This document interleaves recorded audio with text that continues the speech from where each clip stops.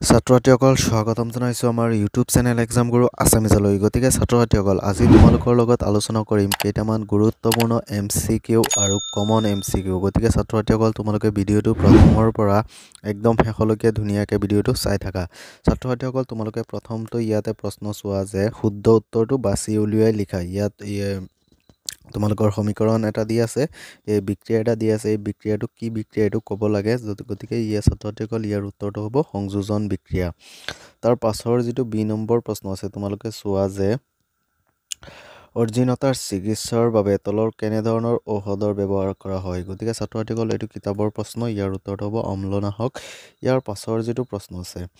এই প্ৰশ্নটো হ'ল যে এটা দ্ৰৱই গুৰি কৰি লোৱা কণীৰ খোলাৰে সৈতে বিক্ৰিয়া কৰি এটা গেছ উৎপন্ন কৰে গেছটোৱে চূণ পানী ঘোলা কৰে দ্ৰৱটোত থাকে গতিকে ছাত্ৰসকল ইয়াৰ উত্তৰটো হ'ব HCl তাৰ পাছৰ যেটো প্ৰশ্ন আছে তোমালোকৰ যে লুৰ তাৱা এখন মামৰে ধৰাৰ পৰা বচাই ৰাখিবলৈ তলৰ কোনটো পদ্ধতি উপযুক্ত হ'ব গতিকে ছাত্ৰসকল ইয়াৰ উত্তৰটো হ'ব জিংকৰ প্ৰলেপ দি ইয়াৰ পাছৰ প্ৰশ্নটো তোমালোকে চোৱা যে এটা মৌলই অক্সিজেনৰ লগত বিক্ৰিয়া কৰি উচ্চ গলনাঙ্কৰ যৌগ উৎপন্ন কৰে যৌগটো পানীত দ্ৰৱণীয় সম্ভৱপৰ মৌলটো ইয়াৰ উত্তৰটো হ'ব কেলচিয়াম তাৰ পিছৰ প্ৰশ্নটো হ'ল যে কাৰ্বনে গঠন কৰা সৰলতম যৌগবিধ হ'ল ইয়াৰ উত্তৰটো হ'ব তোমালোকৰ মিথেন তাৰ পিছত তোমালোকে চোৱা যে ৰন্ধনৰ সময়ত ব্যৱহৃত বৰ্তনৰ তলফালে বা বাহিৰত কলা পৰে কিয়নো গতিকে ছাত্ৰসকল ইয়াৰ উত্তৰটো হ'ব ইন্ধন সম্পূৰ্ণভাৱে দহন নহয় এটো এটা খুবই ইম্পৰ্টেন্ট প্ৰশ্ন তোমালোকৰ মেট্ৰিক ফাইনেল 2024 ৰ বাবে তাৰ পাছৰ প্ৰশ্নটো তোমালোকে চোৱা যে আধুনিক পৰ্যায়িত তালিকাত থকা মুঠ পৰ্যায়ৰ সংখ্যা গতিকে ছাত্ৰসকল ইয়াৰ উত্তৰটো হ'ব 7 তাৰ পাছৰ প্ৰশ্নটো চোৱা তোমালোকে যে পাইৰুভেট অণু ভাঙি কাৰ্বন ডাই অক্সাইড পানী আৰু শক্তি উৎপন্ন কৰা বিক্ৰিয়াটো সম্পাদিত হয় ইয়াৰ উত্তৰটো হ'ব মাইটোকন্ড্ৰিয়াত তাৰ পাছৰ প্ৰশ্নটো তোমালোকে চোৱা যে দুটা নিউৰনৰ মাজৰ খালী ঠাইক কি বোলে ছাত্ৰসকল দুটা নিউৰনৰ খালী ঠাইক সাইনেপছ বোলে ইয়াৰ পাছৰ প্ৰশ্নটো চোৱা যে ছাত্ৰসকল পৰাগধানীত পোৱা হয় বেটুপাত ডিম্বক স্ত্ৰীকেহৰ ইয়াৰ উত্তৰটো হ'ব পৰাগৰেণু 4 নম্বৰ অপচনটো তাৰ পাছৰ যেটো প্ৰশ্ন আছে যে বিৱৰ্তনৰ লগত তলৰ কোনটো সাধাৰণভাৱে জড়িত ইয়াৰ উত্তৰটো হ'ব ইয়াত এটা চিম্পাঞ্জি এজন চীনা স্কুলীয়া ছাত্ৰ গতিকে ইয়াৰ উত্তৰটো হ'ব এজন চীনা স্কুলীয়া ছাত্ৰ তাৰ পাছৰ প্ৰশ্নটো চোৱা যে তলদিয়া কোনটো পদাৰ্থ লেন্স তৈয়াৰ কৰিবলৈ ব্যৱহাৰ কৰিব নোৱাৰি ইয়াৰ উত্তৰটো হ'ব মৃত্তিকা তাৰ পাছৰ প্ৰশ্নটো চোৱা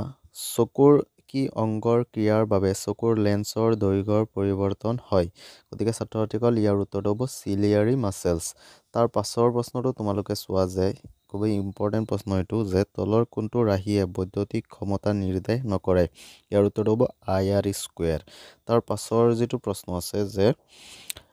আৰ ৰুডৰ এডাল তাৰ 5টা সমান ভাগলৈ বিভক্ত কৰা হ'ল এই অংশবোৰৰ সমান্তৰালভাৱে সংযোগ কৰা হ'ল যদি সজ্জাটো সমতুল্য ৰুড R হয় তেতিয়া R/R1 ৰ অনুপাত হ'ব ইয়াৰ উত্তৰটো হ'ব 25 তাৰ পাছৰ প্ৰশ্নটো চোৱা যে বৈদ্যুতিক প্ৰবাহ উৎপন্ন কৰা সঁজুলিক গতিকে ছাত্ৰসকল ইয়াৰ উত্তৰটো হ'ব জেনাৰেটৰ বোলা হয় ইয়াৰ পাছৰ যেটো প্ৰশ্ন আছে যে তলৰ কোনটো জীৱবৰ শক্তিৰ উদাহৰণ নহয় ইয়াৰ উত্তৰটো হ'ব নিউক্লিয় শক্তি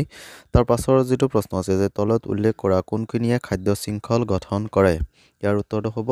ঘাঁহ ছাগলী আৰু মানুহ তাৰ পাছৰ যেটো প্ৰশ্ন এটো ইম্পৰ্টেন্ট প্ৰশ্ন যে গংগা নদীৰ কাৰ্যকৰী আঁচনিৰ স্থাপন হোৱা চনটো হ'ল 1985 তাৰ পাছত আৰু এটা প্ৰশ্ন তোমালোকৰ এইকেইটা প্ৰশ্ন MCQ হিচাপতো আহিব পাৰে যে এটা পদাৰ্থ Xৰ দ্ৰৱক বগা ৰং হানিবলৈ ব্যৱহাৰ কৰা হয় পদাৰ্থ Xৰ নাম লিখা এনেকুৱা ধৰণৰ অপচন আহিব পাৰে তাৰ পিছত ইয়াৰ উত্তৰটো হ'ব কেলচিয়াম অক্সাইড তাৰ পাছৰ প্ৰশ্নটো হ'ল যে প্ৰকৃতিত মুক্ত অৱস্থাত পোৱা দুটা ধাতুৰ নাম সোণ আৰু প্লেটিনাম ইয়াৰ পাছৰ প্ৰশ্নটো তোমালোকে চোৱা যে C2H6 অণু এটাত কিমানটা সহযোজী বান্ধনী আছে ইয়াৰ উত্তৰটো হ'ব 7টা তাৰ পাছৰ যেটো প্ৰশ্ন আছে যে লালটিত থকা উৎসেচকবিধৰ নাম লিখা ইয়াৰ উত্তৰটো হ'ব লালটি বা এমাইলেজ তাৰ পাছৰ যেটো প্ৰশ্ন আছে যে অগ্ন্যাশয় গ্ৰন্থিয়ে নিহৰণ কৰা হৰমনবিধৰ নাম লিখা ইয়াৰ উত্তৰটো হ'ব ইনসুলিন গতিকে ছাত্ৰসকল আজিৰ ভিডিওটো আছিল ইমানেই যদি ভিডিওটো চাই অলপো ভাল পালা তেনেহলে ভিডিওটোত এটা লাইক কৰি দিবা আৰু আমাৰ চেনেলত যদি নতুনকৈ আহিছা তেনেহলে প্লিজ আমাৰ চেনেলটো সাবস্ক্ৰাইব কৰি দিবা